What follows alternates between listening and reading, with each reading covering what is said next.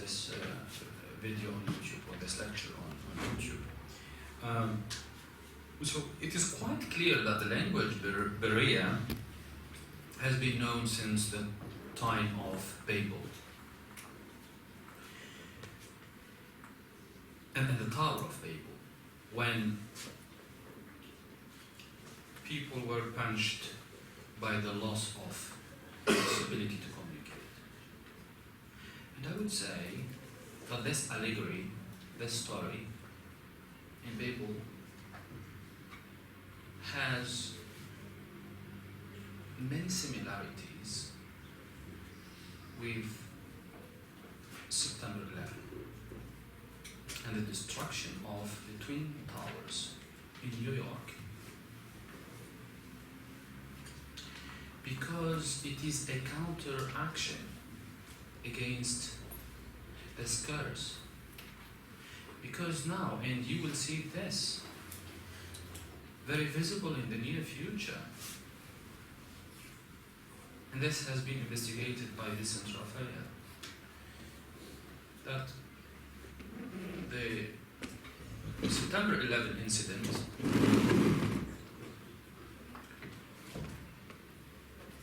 has and will contribute to the globalization of language. There will be one language that is dominant. So to try to destroy multilingualism, to make the world speaking one language, the starting point is September 11. From one tower being destroyed to two towers being destroyed is multiple two. So it's quite evident that social groups, nations, are separated by their languages, by their cultures. And every language protects its citizens, subjects, against intruders, against intelligence agents, against enemies, between inverted commas. And it protects also its identity, the values of that culture. Like a three-headed dragon in a fairy tale. But millions of people are attempting to destroy those fences and walls of cultures and languages by learning foreign languages. However, learning a language does not necessarily lead to a proper and good communication. You may be very fluent in English. You may be very fluent in Arabic if you are a foreigner. But this doesn't mean that you can communicate well. You are a good communicator. No? Because the cultural fence is looming large behind the linguistic wall. There is a linguistic wall. If you can cross that wall, you have another fence to address. You see the cultural wall, which is much more complex and challenging than the linguistic wall. Thus, social groups, and here I'm using social groups, not nations, because in a nation we can find many cultures in many languages. So a social group, a group. Sometimes they are indigenous people having their local and indigenous language. So all of these groups are separated by the walls of culture, the fences of culture, and the walls of languages which interfere with their communication. But more than that, they do not allow these groups and nations and so on to promote cooperation and facilitate a successful coexistence. I know what I'm saying now might be very controversial, but that the difference is difference. If you go to the European Union now, and the European Parliament, for example, and this is just very straight example and evidence of what I'm saying, you will find in the cafeteria of the European Parliament delegates and representatives of the states. They meet through out of language affinities. The Italian-speaking community together, the English-speaking community together, the French-speaking community together, the German-speaking community together. The language and the culture, they make that separation. They make that division. That's clear. So, as I've said, languages and cultures separate people and can help people to come together also.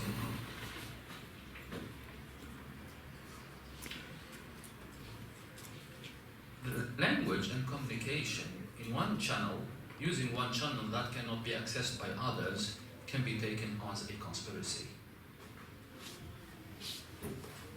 Conspiracy between communication between individuals and between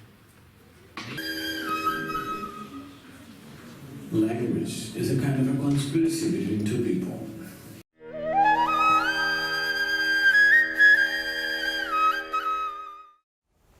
Language is a kind of a conspiracy between two people. When we speak in English, some who do not understand English language, they're sitting like this because they're left out of the conspiracy. Suddenly I speak in Tamil, all the Tamil people start laughing, English people, they're left out of the conspiracy because it is a conspiracy, it's a widespread conspiracy, so you don't think on those terms.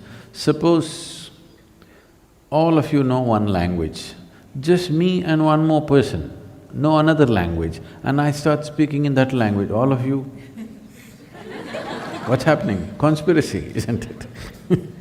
become firmly entrenched. كل واحد متحصن في قلعة قلعة القيم. Their values and are unable to find a common ground or convergence of their interests. It has become very difficult now. This can explain the widespread violence. This explains the widespread wars.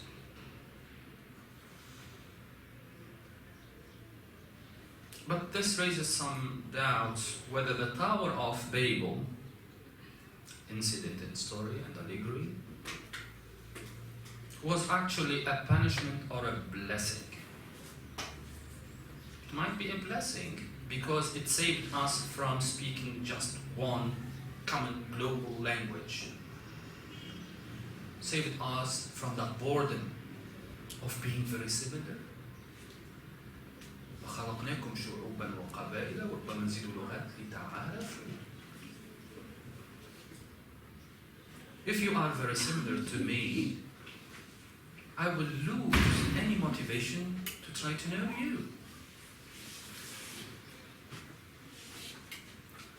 Thus, the double fence and wall of language and culture protects the citizens from any intruders, and here I mean by intruders foreign language learners, interpreters, translators, and I'm addressing my speech to the would-be translators and interpreters. Here, spies. Spying and espionage, one of the main skills is to know the language of the other, the enemy. So, regardless of their goals, these walls and fences are indiscriminate. They fight both friends and enemies with the same weapons, with the same enthusiasm. So, in this trend, if one would like to build bridges of dialogue and communication, he or she will be faced with those walls which are indiscriminate. They are made there to protect the identity. They are there to protect the culture, the values. And because suspicion is very high now, and trust and confidence has been destroyed by so many acts, how can a European trust a Muslim, young man or young woman? No. And now, priests who are calling agents of peace, who are calling for brotherhood, cooperation, and dialogue, communication, have been killed and assassinated. There is a plan to prevent anyone who is trying to promote peace to achieve that objective with the walls.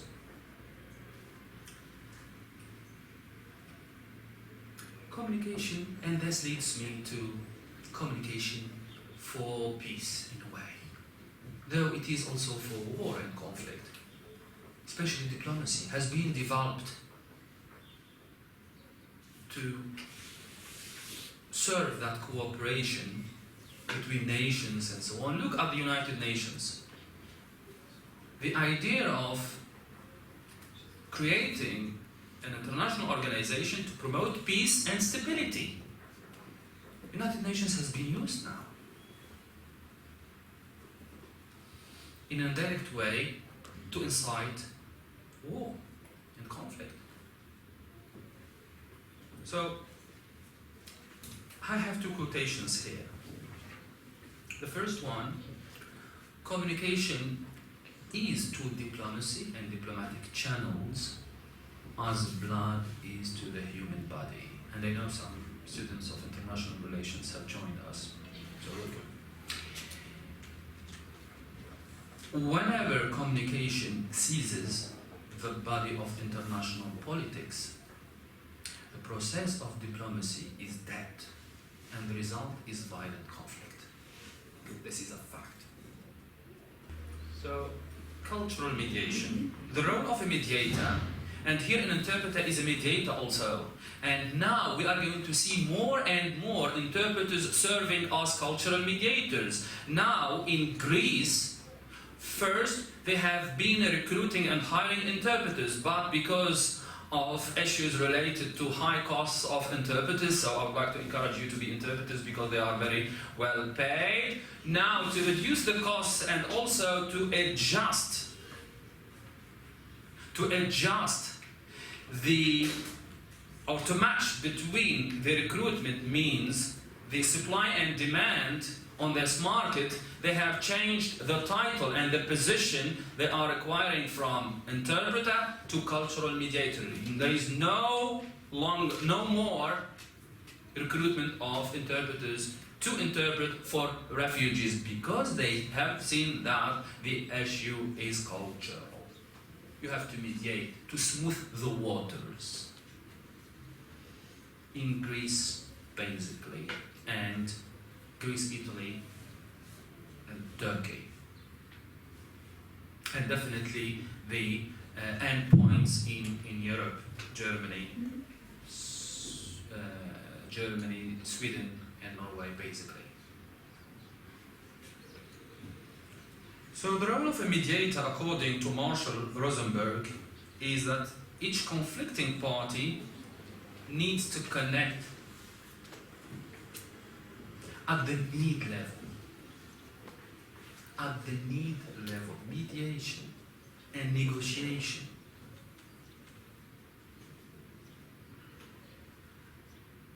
To help people speak a language of life, to be aware of the needs of the other. The 30 seconds or 1 minute I was discussing with the sitting protesters here allowed me to recognize their needs and their cause. I haven't come with a preconceived idea or ideology, just to listen to the needs. I found them very cooperative. They understood my need also, that I need this room for the lecture because I need PowerPoint overhead projector here in the sound system. They could understand that because I understood their need. So it is a problem of need and understanding the need. I have also been in one meeting in which some Syrian fractions have been trained on how to negotiate better political talks. And the takeaway again, message, is that you need to know yourself, to know your needs in the plural. But this is not enough. You need to know the other, to know the needs of the other, and to try to come up with practical solutions, somewhere in between. So Rosenberg, he says, and quote here, to help people, each conflicting party to connect at the need level, to help people speak a language of life, not a language of minority or a social group or culture, which is closer to the truth. And this has an ample experience in mediation all over the world. And he tells a story when he was in a refugee camp, a Palestinian refugee camp, and he was called, and some of the refugees came to know at the time that he is American, so he started to attack him by language, a murderer, and so on. So he asked him, what is your need? We have no basic commodities here. So he told him, what's your problem with me being an American citizen if you don't have proper sewage system, water supply and electricity? So, therefore, Rosenberg sees the world different than people see on TV, mass media, deceiving and distorting truths and facts. But unfortunately, most people are taught, and even they try to learn, the language of attack, the language of violence. Now we are going to see some real examples and stories. A cultural lesson in hospitality. You have seen him last time. He is an interpreter and translator from Bordeaux, France. He is based in Rome. And he has come to Tunisia. Najat, you may know him. Have you seen him? We're friends, yeah. Yes, he is a Facebook friends, yeah. well, yes, he's a friend. A Facebook friend is a friend. That's I met a virtual friend. I met you. Good. So it's a word of peace. It's another perspective, vantage point on how to promote peace. I know that my talk has covered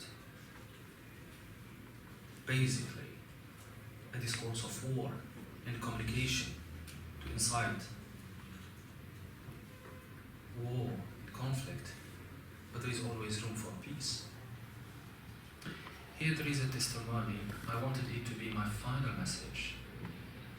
A testimony by a man who has spent all of his time mediating conflicts in hundreds of countries. He's from Sweden. Northern countries are basically countries of peace. I trust them more. Also, peace talks. Remember that. Because maybe the cold weather, freezing weather, might incite peace. باش تعرفوا لما تكون الدنيا سخونة شوف الفريق شلون صاير وما تشتغل. So let's listen to these. Please, I would like you to pay attention to every single word this gentleman utters. The statement is subtitled in English for you. The statement is in English. The lecture, which is very interesting, and I wanted to focus on the fact of globalization. Globalization, as far as I am concerned, globalization is not made for the sake of God. There is a purpose. There is something. Someone standing behind it, and this someone is have some different purposes, and let's call things by their names. The States. The States is known by appealing for the globalization, and the purpose is to get as much information about people as possible. So my question is, how could people, mainly in Europe, accept this fact? That's my question. Thank you very much. On promoting peace very soon. Okay, so we need some recommendations, and I'm not going to copy from you. Thank you so much. Yes, when we talked about interpreting anger and conflict, we said that we have to convey, sometimes we have to convey the intention of the speaker rather than the mood and maybe the words that can be misleading.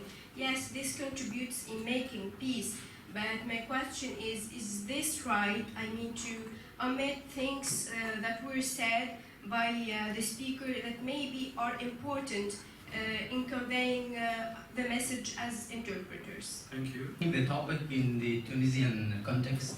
Tunisia is a country of cultural diversity, and I think most of the Tunisians have the sense of peace more than war. You, as a specialist in the field, do you see that Tunisia can play a role to find solutions and communication between the warriors in the neighboring countries?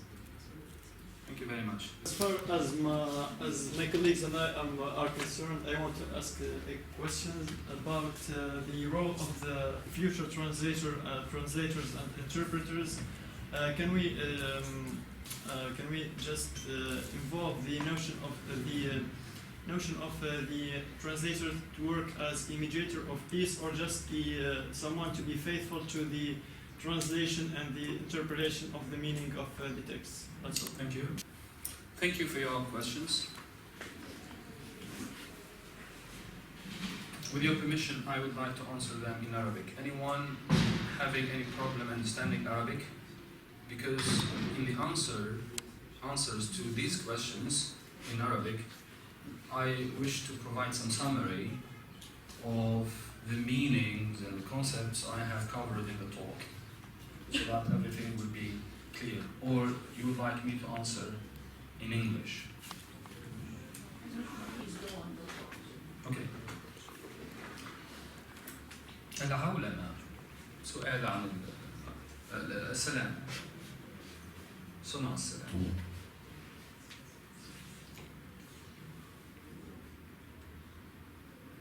صنع السلام الرسالة الأخيرة تثبت هذه الرؤية في السلام والسلم والوئام.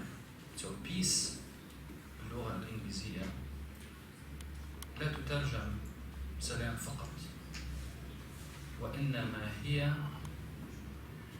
السلام والسلم والوئام. يعني في ثقافة العرب هناك تنوع في حالة السلم والسلام، وليس غريبا أن تكون تحية العرب المسلمين هي السلام. لماذا؟ إلقاء التحية بالسلام هي لنزع العدوانية في أنفس الناس. سلام عليك.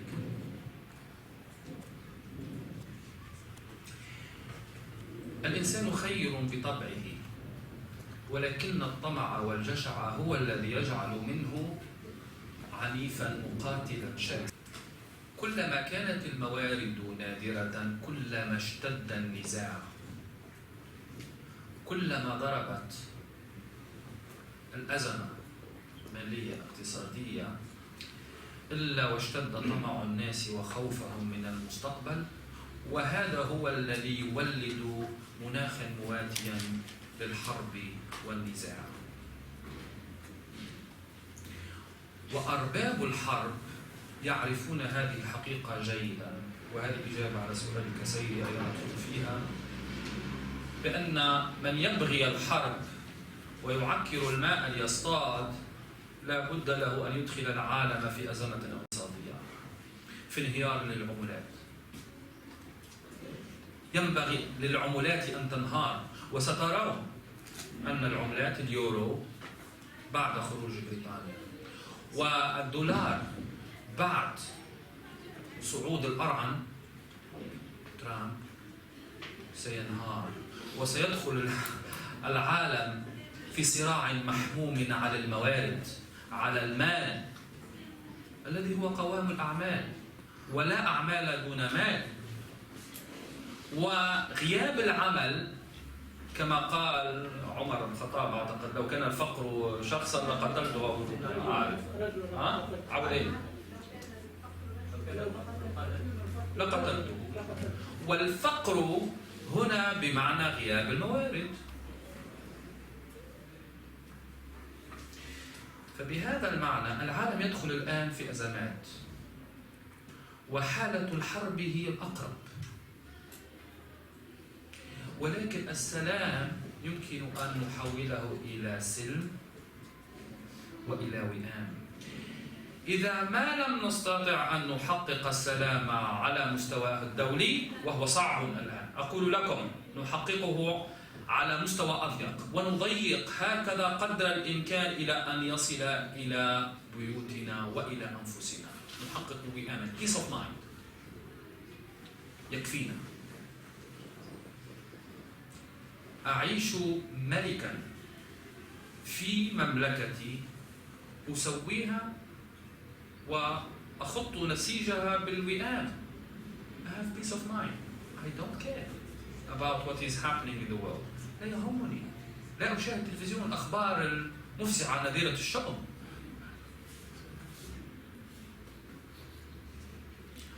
أغلقوا نوافذ قنواتكم فسيكون العالم أجمل.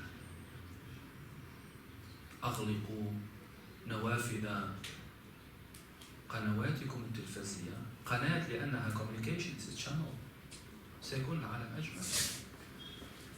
الداء والدواء هو في الأعلام I'm telling you this، وهو الذي يحرض ويبشر.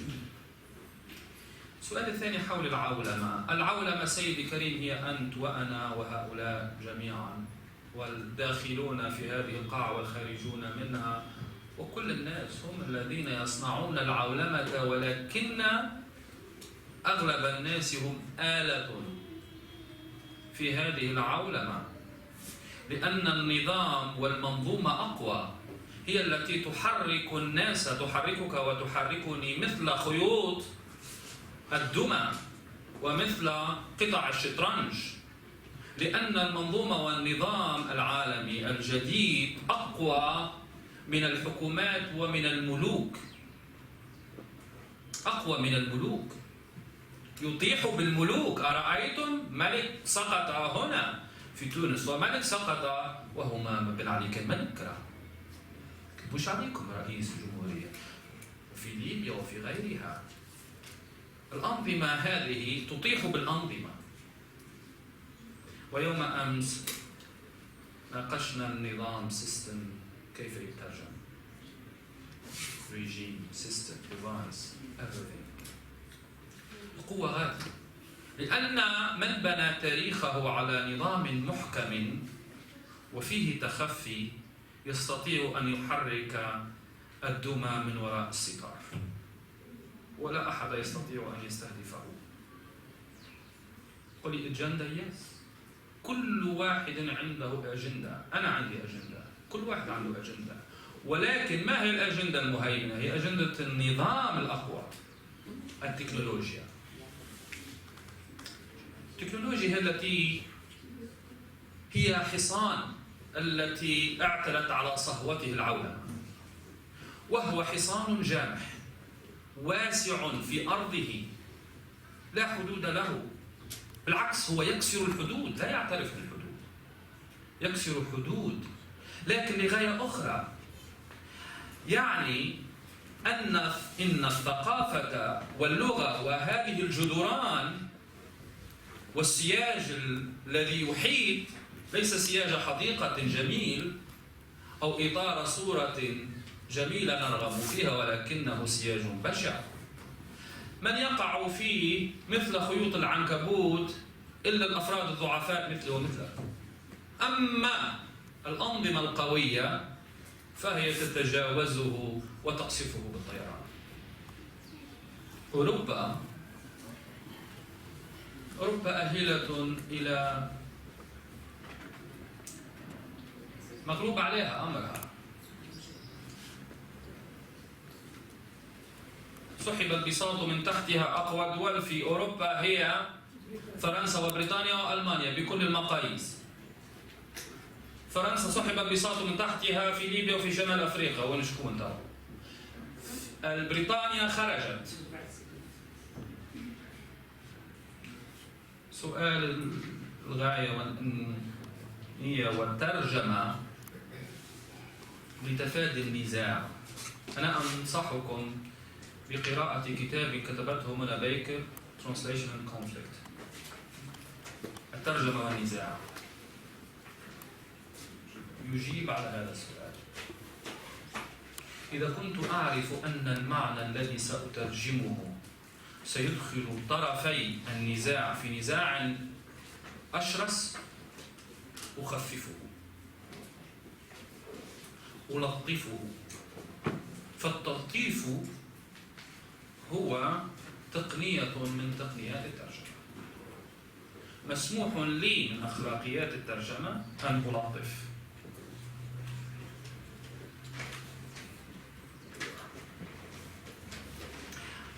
سأخذ دورة أخرى في الأسئلة، ولكن أعطيكم مثال على ذلك. في تدريب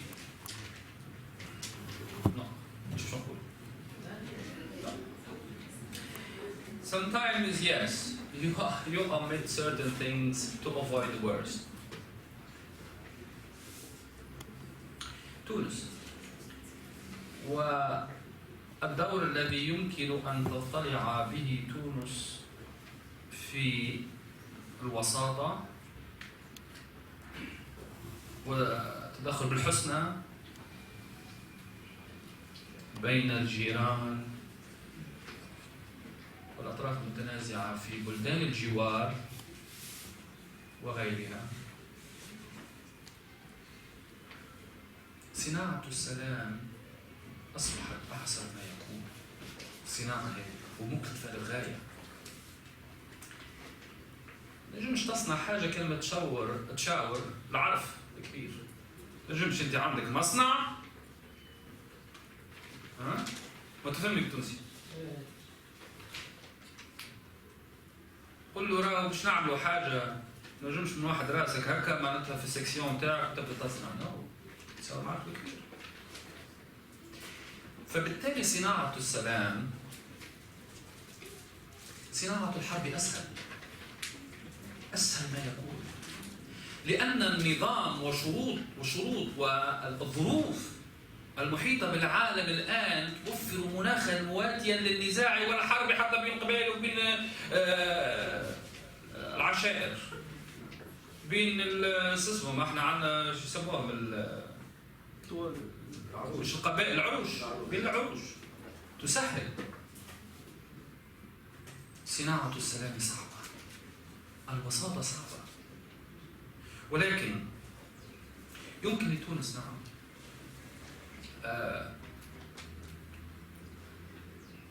ولكن في إطار محدود للأسف.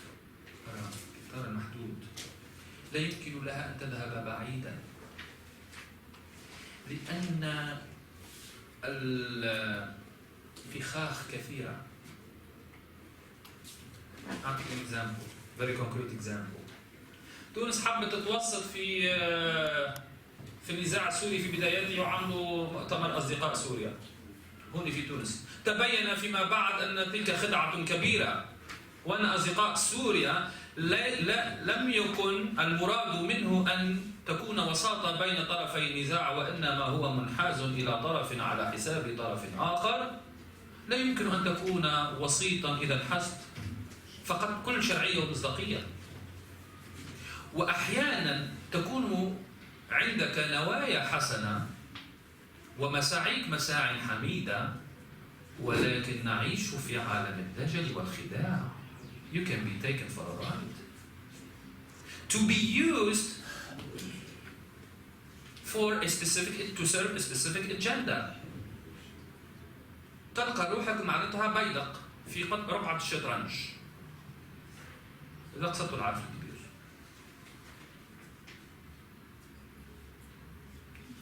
أنا أرى أن الآن الوئام والسلام ينبغي أن يعود إلى البيت الضيق، لأن السياق هو سياق تناحر على الموارد وتكالب على الموارد، لأن الطمع،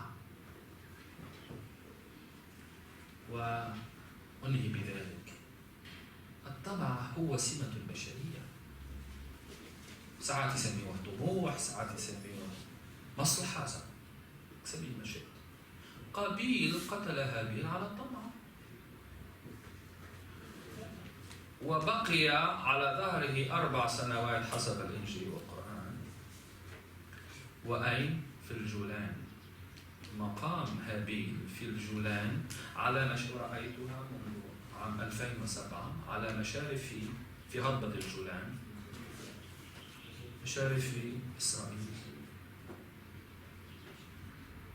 قتل،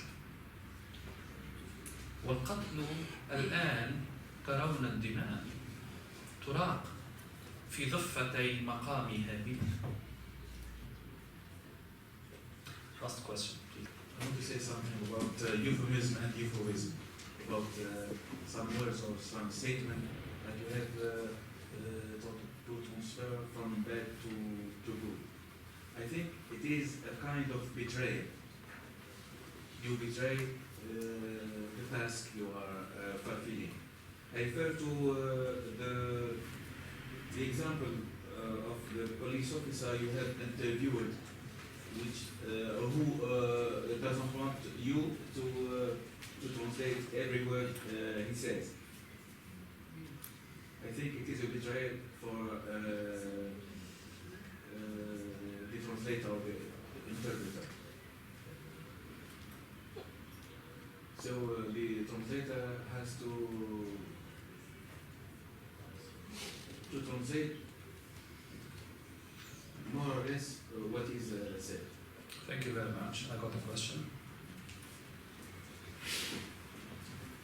التلطيف، أولا خلينا نتفاهم في حاجة. الترجمة خيانة. يكذب عليكم يقول لكم الترجمة أمانة وشد الأمانة ويسترجم اللي يتقال وبالضبط إلى آخره. هذا وهم. أفضل الخيانات هي التي تخدم السلام والوئام. يعني أنا مش أخون. خلي على الأقل خيانتي يعني تخدم قضية سامية وتسمو بها. لأن الخيانة من الناحية اللغوية الصرفة لا أستطيع أن أؤدي المعنى المراد تبليغه في لغة أولى أو في نص أصلي 100% وأنقله إلى لغة أخرى اللغة المنقول إليها. هذا بكل المقاييس، ولا أحد من علماء الترجمة يقول بخلاف ذلك. لا أحد. في ننهي الواحدة بعد نجمع follow up question. علماء الترجمة في مشارق الأرض وفي مغاربها لا أحد يقول بخلاف ذلك. فالخيانة عفوا في الترجمة هي واقع لا محالة. هذا أول شيء. الخيانة عندما تقول لي خيانة بمن؟ إذن هنا ثم حاجتين. هل هي خيانة لمن وظفك ودفع لك أجرتك؟ هذه حاجة. هل هي خيانة لأخلاقياتك؟ هل هي خيانة لثقافتك؟ هل هي خيانة لهذا السيد الذي ائتمنك على قول قاله وأراد أن لا تحيل هذا القول إلى جهة أخرى؟ أم هي يعني خيانة مش تكون في الأبسولوت تيرمز في المطلق، لا تستطيع خيانة لطرف ما. من هو هذا الطرف؟ من هو هذا الطرف؟ هل هي خيانة لنفسك؟ من أنت؟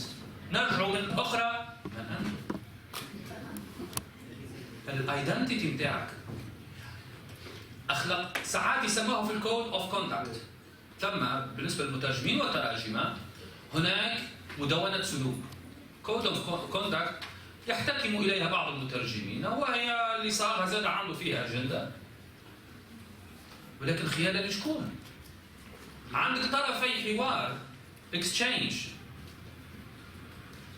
إذا كان باش تكون أمين واحد منهم باش تكون الآخر، وإذا كان أنت باش تكون أمين لأخلاقياتك باش تكون واحد منهم زيادة ولا زوز. معناتها الخيانة هي واقع. الحاجة الأخرى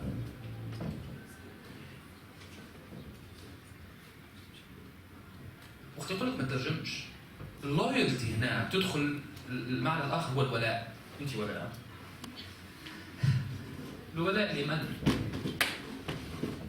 أولاؤك لمن استأجرك وأصبحت أجيرا له؟ هل ترضى بأن تكون أجيرا وأن تكون عبدا لسيد؟ ألا ترى أن الترجمان ولا الانتربريتر يمكن له أن يكون سيدا على نفسه، وأن يرى بقوة شخصيته وبرؤيته ومعرفته ويستفتي قلبه فيما يترجم وفيما لا يترجم وفيما يقبل خيانة وفيما لا يقبل خيانة. الولاء لنبذ المهمة وقداستها. أخلاقية ترجمة أخلاقية. ولكن أكثر من هكا الولاء للسلام، للسلم، لتفادي النزاع، لتفادي النرفزة. أنت ينبغي أن تكون خادما للسلام. إذا فتحنا الباب للتلطيف، لماذا لا نفتح الباب لتشعيل النار، لإشعال النار، لإضراب النار؟ قلت لكم أنا اللكتشر بتاعي كله، المحاضرة كلها تصب في هذا. ايش هي؟ Weaponization of communication. Communication translation is one way of communication, one form. نجم نستخدمها لتشعيل فتيل لإشعال فتيل النار وإلا لإطفاء وأخبار نار أخرى. هناك سؤال question? I have a comment. Comment. Please, can you give the mic to Professor Sir? Yes. it's about the same topic you're discussing. It's about whether you need to be faithful to the text you're translating, and when there is like some misunderstanding or some irritation, whether you need to transmit that or not. So according to what you say, we should try to avoid to translate such instances and try to maybe calm the situation down. So I think you were talking about whether we need to be faithful to our own ethics, and whether I think it is very. I don't think there is one answer to this situation or to this, and I think this could be also a topic of an MA thesis, because I do not think there is one answer for this situation, because as the student was saying, he wanted to maybe transmit that message, the fact that the other party is irritated or angry, and you say you'd rather omit or avoid that just for the sake of peace. But sometimes I would say I myself sometimes do not translate when I see that this would lead to some problem or to some maybe some more complicated or let's say a situation where both parties would. I try not to worsen the situation, of course, but sometimes when you do that, it means that the other party who was angry or irritated could not transmit his feelings, and as if you. It's not about not being faithful, but it's there is some idea that had to be transmitted. The fact that this person disliked or wasn't happy about the situation, and you didn't transmit that message. And this sometimes, this person wanted to convey some message and you didn't transmit it. Okay, so I don't know. I have no answer actually. But I think sometimes you need to tell or to show that there is some anger, sometimes not, so it depends on the situation, but still I wouldn't say that all the time you shouldn't pass this message. Exactly, I totally agree with you. أنا قلت استفتي قلبك. What does this mean? This means that you need to judge according to the situation.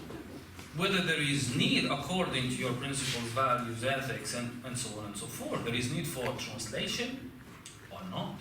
So in my study, the study I have carried out, I call this under-interpreting. Means to, in terms of quantity, to translate less than the quantity, let's say, shared or uttered by the addressor in the original speaker.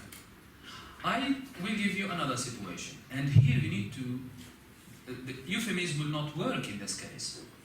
Court interpreting. If, for example, a judge is interrogating a plaintiff, defendant, sorry, مدعى عليه, and he asks him a direct question, and through the answer, you know that there is element of the crime. Here you need to translate that. Because here you are serving justice, and serving justice is serving peace. إذا كان قال مجرم البرة أطلاج في العراء, he will commit other crimes. So everything has to do with ethics. واستفتاء القلب. Exactly like Dr. Salmi has said, there is no ready-made answer. No one answer. It depends on the situation.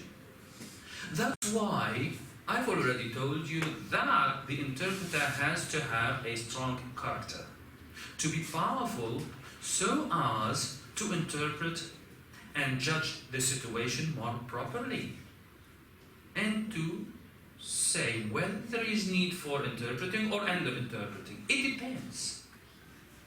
But in that situation, because I was the interpreter, I would say that it was much more appropriate not to translate. أخي واحد يسب ويانا على كل شيء وبعد الآخر ما سمعوش وإلى آخره والآخر متوجه غادي. You don't need. And sometimes you are called to consider certain statements as off record. Off record معناتها اقتطعها مش داخلين في الخدمة. And here I'm speaking about interpreted events. شعل النار. I will tell you another. Sometimes, even though the purpose of interpreters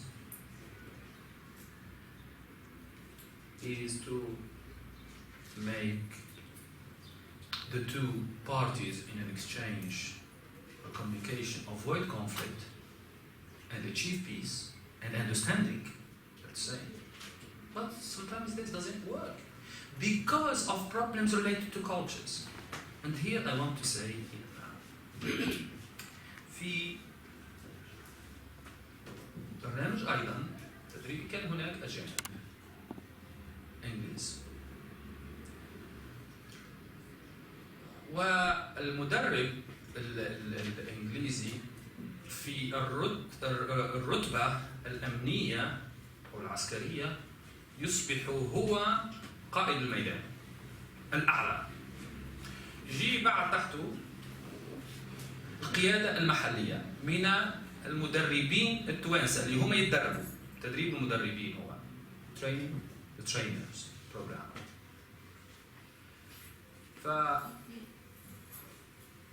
فالمدرب الأجنبي الإنجليزي عهد المهمة إلى آمر الفصيل أو آمر السرية company commander. company commander هو اللي باش يقود عملية في crowd management. وقال للمدربين التوانسة don't talk, just observe and take note of the mistakes the company commander would commit. But the company commander has a weak personality and character. He was not visible. So واحد من أمراء الفصائل، وما كل company فيها ثلاثة فصائل 3 units تقدم ولا هو يحكي. So one of the Tunisian trainers was confused. ما عرفش ما هو آمر السرية الكبير. لأن واحد قدم. And the operation and the drill started already. And everyone was taking note. So one of the Tunisian trainers who was supposed to observe and to keep silent asked, who is the company commander? شكونه آمر السرية? And the rich trainer instructor screamed, "Zip!" Now here is a cross-cultural problem, and the interpreters have had at that time a very hard job to do to smooth the waters, because the reaction of the Tunisian trainer was very violent. He started swearing, and he threatened to leave and even to beat, because he heard that term. Because he thought that the trainer, the British trainer, had spent some time in Tunisia and he came to know some very bad words in Tunisian, Arabic,